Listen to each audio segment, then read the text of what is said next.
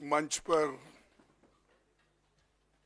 बैठे हुए मेरे सभी साथियों और इस प्रेस कॉन्फ्रेंस में शामिल हुए सभी मेरे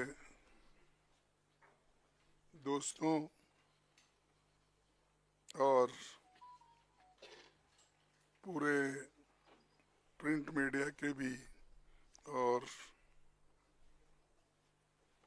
चैनल के भी जितने भी लोग यहाँ आए हैं उन सब का मैं कांग्रेस पार्टी की ओर से स्वागत करता हूं और आप सभी को धन्यवाद भी देता हूं। आज हमने जो प्रेस कॉन्फ्रेंस बुलाई है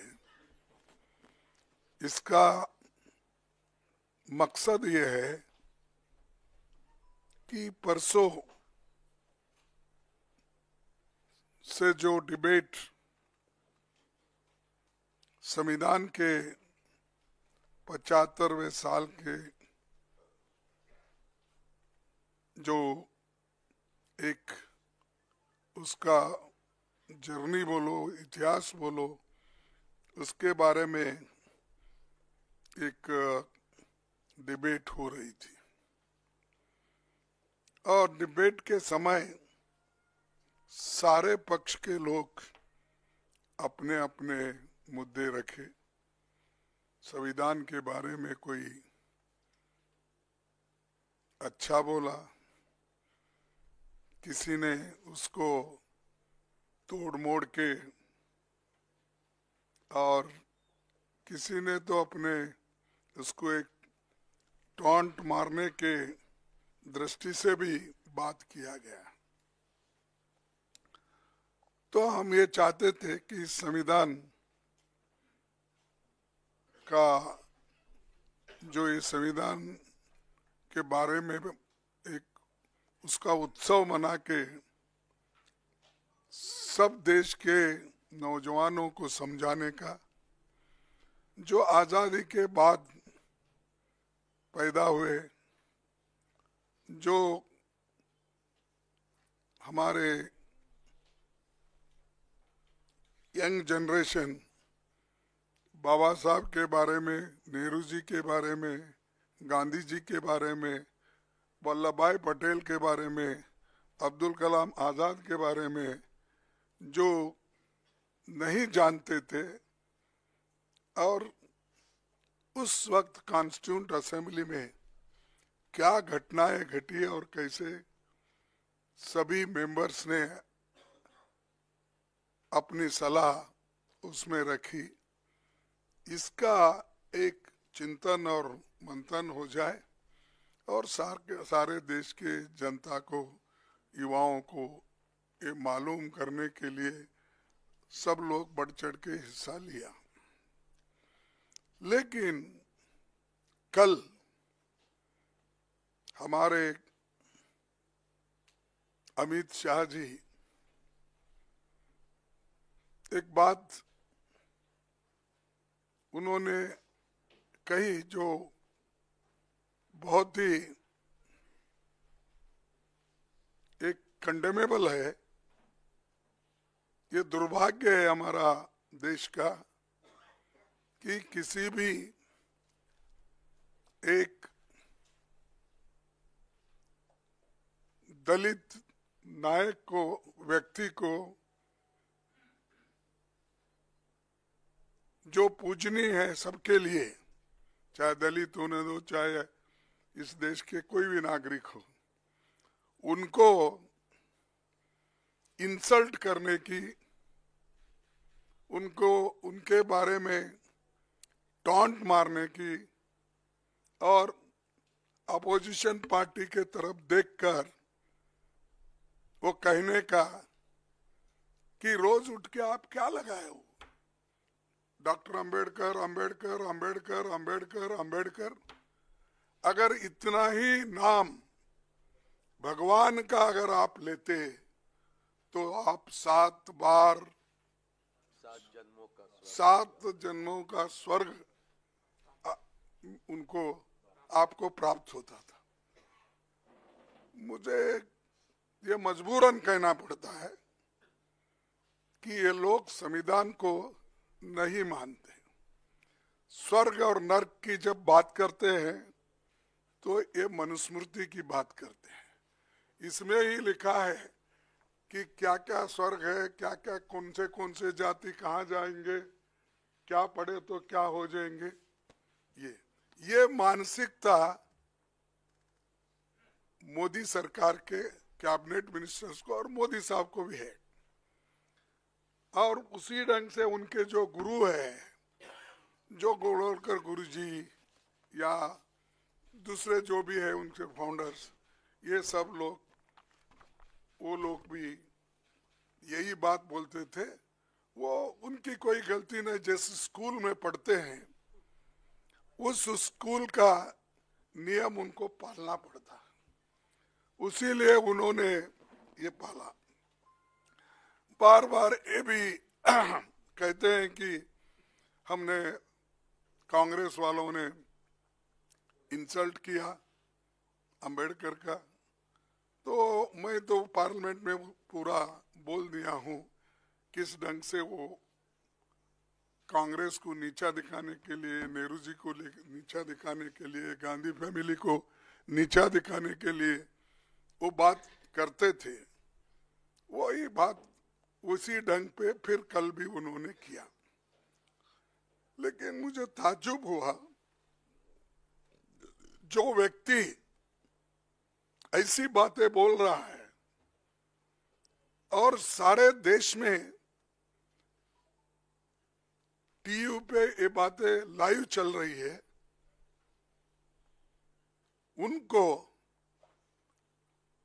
प्रधानमंत्री बुला के टोकने के बजाय, अरे भाई ये ठीक नहीं है, बाबा साहब के बारे में तो हम खूब तारीफ करें, बहुत सी बातें बोले, लेकिन आपने क्यों ऐसा बोला? जिस आइडियोलॉजी को डॉक्टर अंबेडकर नहीं मानते, स्वर्ग या नर्क की बात उन्होंने कभी कही नहीं, वो बातों को लेकर उनके होम मिनिस्टर बात करते हैं। तो मोदी साहब उनको डिफेंड करने के लिए अब 6 ट्वीट उन्होंने किया, 6-7 मुझे मालूम, 6 ट्वीट्स उन्होंने किया। क्या जरूरत थी? अगर आप बाबा साहब के बारे में अगर कोई गलत बोलता है, उसको अपने कैबिनेट से निकाल देना चाहिए था, ये नहीं चलेगा। लेकिन दोनों बड़े गहरे दोस्त हैं, एक दूसरे के पाप को सपोर्ट करते हैं, और इन्हों अगर कोई पाप किए तो वो सपोर्ट करते हैं, उन्हों अगर कोई पाप किए या गलत बोले तो मोदी साहब सपोर्ट करते हैं। तो इसीलिए मैं ये जानना चाहता हूं मोदी जी के ओर से, जो व्यक्ति और जिस संविधान की आप यहाँ पर जो चर्चा कर रहे हैं, इस ग्रंथ को पवित्र मानकर आप सबको कह रहे हैं, हालांकि ये संविधान उन्होंने कभी इसको सम्मान नहीं दिया।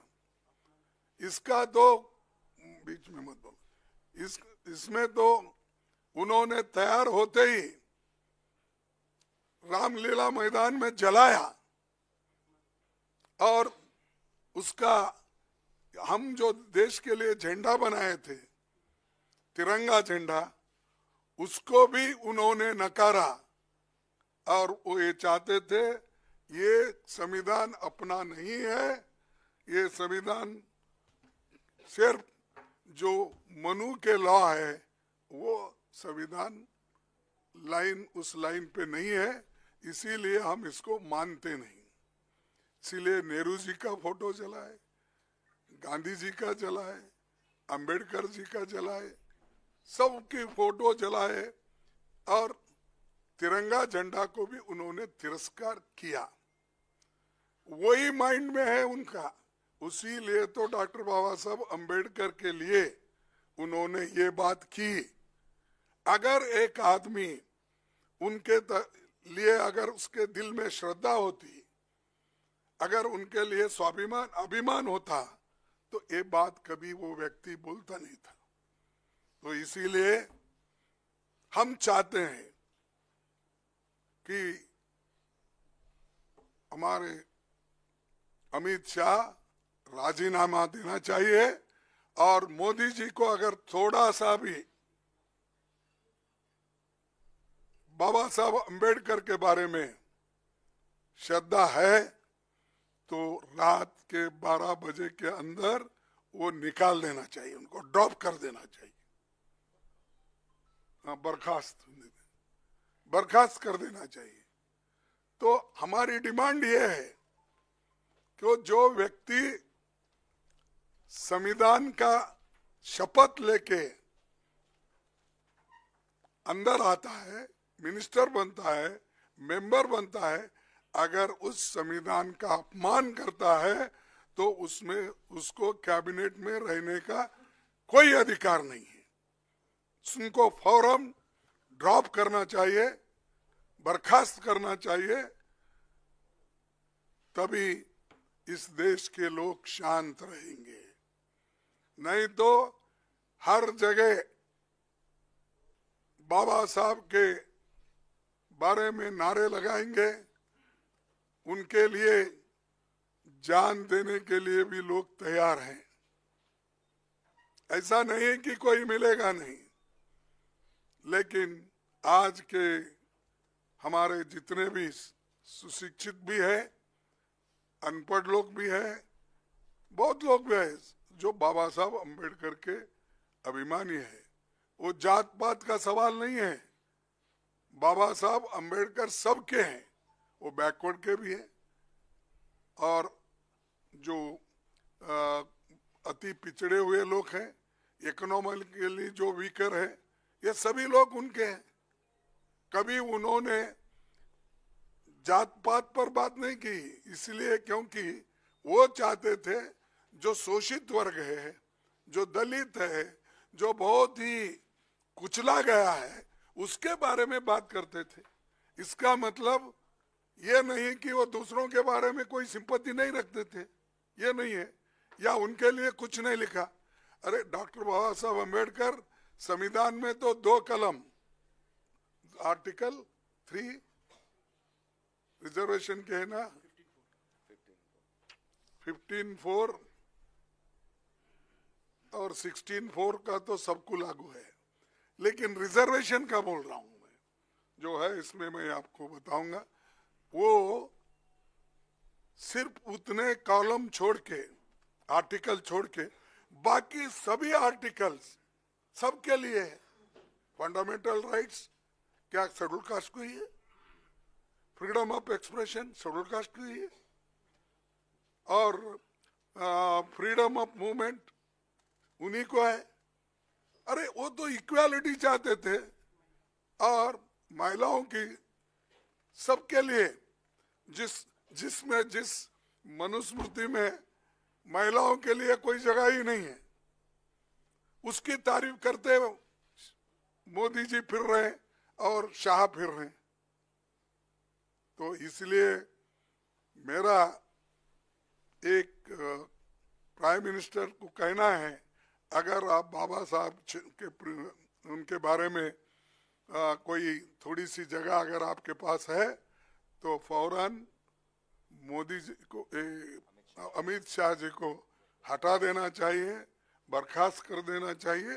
और अगर नहीं करते ये तो सब बाबा साहब अम्बेडकर के लिए जो बोल रहे ये सब नाटक है, ड्रामा है, ये मैं कहूँगा। तो इतना कहते हुए मैं यही कहूँगा कि आज हमें प्रेस इतने जल्दी में जो बुलाए और आप लोग जो आए, इसलिए मैं आप तमाम का धन्यवाद करता हूँ। और वो देश के सामने एक तो हम पूछ रहे हैं उनको मोदी जी बर्खास्त करना, एक पूछ रहे हैं हम देश के लोगों से माफी मांगना, या कोई दलितों का या दूसरों का नहीं, देश के लोग जो सब जिनका संविधान के ऊपर विश्वास है,